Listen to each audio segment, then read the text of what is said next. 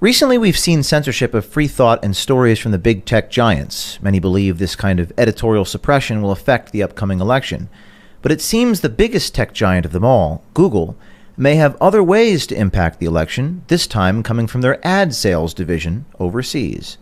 The Republican Party that wields that influence. So, like, what can be done in that realm? You can offer free credits, free advertising credits to Democratic parties to advertise. You can potentially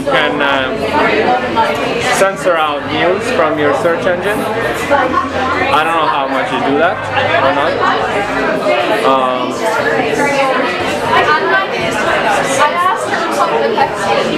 Yeah, I think that. But help them from safety also that makes decisions. There's different teams in trust and safety, but yeah. You would want to root for a rare progressive organization to have, at least as much say, or on the election. Kind of. Yeah. I mean, can't they play a role? And they do that. Like in what ways, though? They fund the parties. They help with the advertising. Yeah.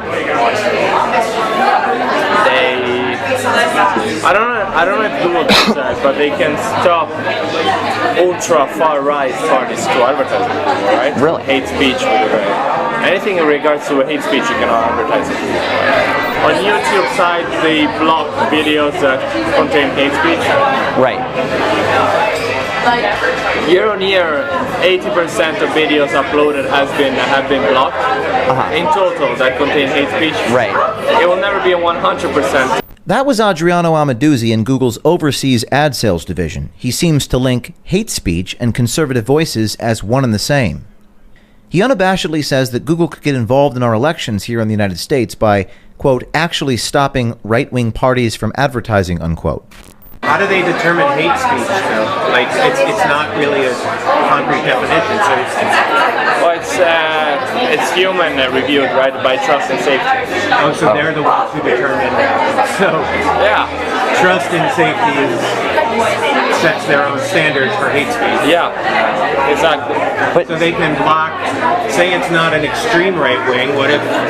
And I agree with you. It's not their business to get involved, but they do. And what if people, the majority of trust and safety is extremely left? Could they or would they get involved with our 2020 election? Yeah, by potentially stopping right-wing parties from advertising. So, can you do that? Or reducing the exposure of their ads. And are you able to do that, like within your? Me personally, no. But I mean, your department, like but it's advertising, right? Yeah.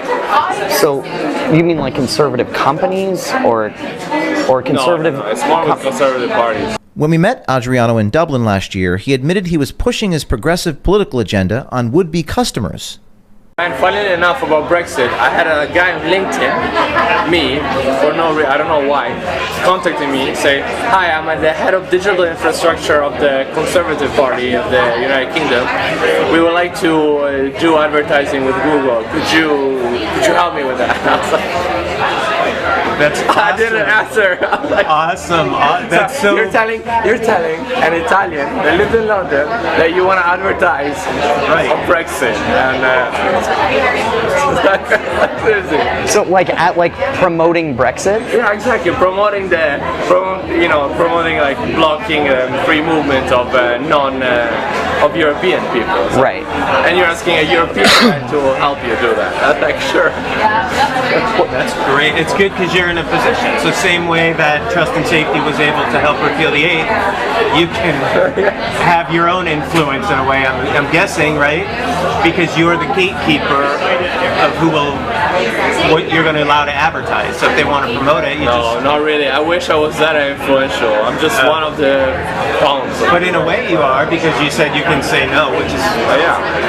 I didn't help it. And what are the majority of Google is liberals, very progressive. It's pretty clear that Google is editorializing and picking winners and losers. For the most part, it's being done in the shadows. Isn't it time for them to come clean and be honest about what they may be doing to impact the election?